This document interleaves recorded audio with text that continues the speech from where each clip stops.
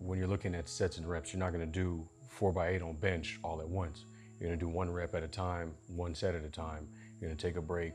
You're gonna evaluate how strong you were, how weak you were, if you wanna continue to push your limits, because you wanna fail, but at the point to where you know the next time you go around to do it again, you're gonna succeed, because it's just only gonna make you stronger. A lot of us we don't understand the weight of certain things. We always think that you just put a bunch of weight on the bar or something like that and think you'll just lift it like Superman. You have to gradually build up to those things. You have to gradually put one weight after the other, just like one foot in front of the other, if you want to achieve whatever business goals you have or whatever aspirations you have.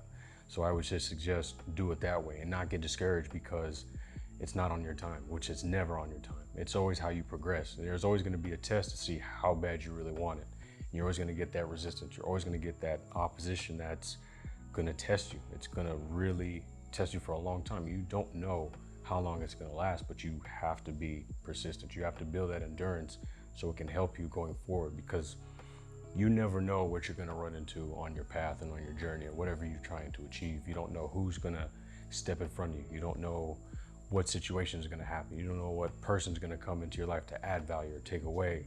So you know, going down the road, I've been around people like this before. I like this person, I can work with this person. No, I can't work with people like this because of what happened last time. So you begin to understand how you can strengthen yourself and also strengthen others by taking it just day by day, week by week, month by month, year by year.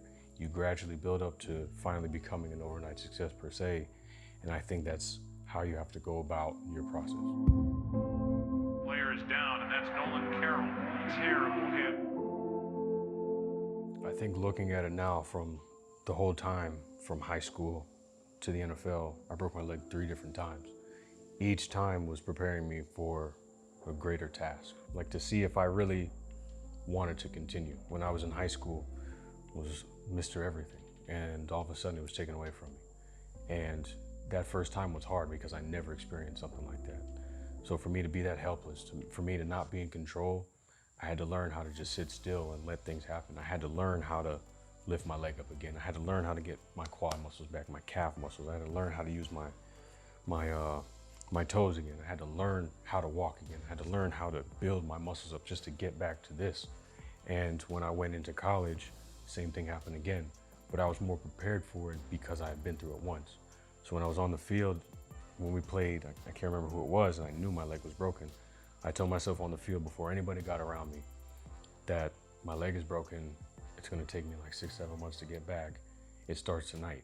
And I already knew the whole process going through my head. I knew I was gonna have to have emergency surgery. I knew I was gonna be feeling like crap in the morning, and I knew I'd have to all of a sudden start all over again. I had to get all this stuff back. I had to get my strength back in my leg again just to match with this left leg. But I did it early. I made a conscious decision early that I know this is gonna be a long road ahead of me, but I have to do it mentally. That's where it starts. That's where you tell yourself. People, I think, get motivation mixed up with basically discipline and conviction. You're motivated to do something, then after a while, can you continue to keep that discipline to get to your goal? Most people cannot. Can you keep that conviction in your mind to know every single time that I do something, it's geared towards what I actually want? Most people cannot do that, because when something happens, they shrivel up, they get scared, they think, is this really for me? Is this what I'm supposed to do? The universe is gonna throw that at you. They're always gonna test you because they wanna see how far you're willing to go, how far you're willing to push your limits.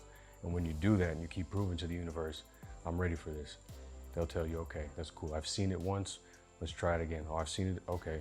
You know what, you really deserve this now because I saw what you went through. And that's how you have to put your mindset. You can't get discouraged because something doesn't go your way on your time. And that's how it was for me. And then when I broke it the 3rd time, I automatically knew, yeah, I was pissed off, I was crushed, but I knew I was gonna come back from it. I knew all naysayers, I knew people were gonna throw whatever they wanted at me, doubt, whatever, but they didn't know who I was because I had been prepared for this for the majority of my life. Since I was 17, here I am, 30-some years old, again on my back in the field, and I have to tell myself, you're getting surgery, it's gonna suck, but you know what you have to do.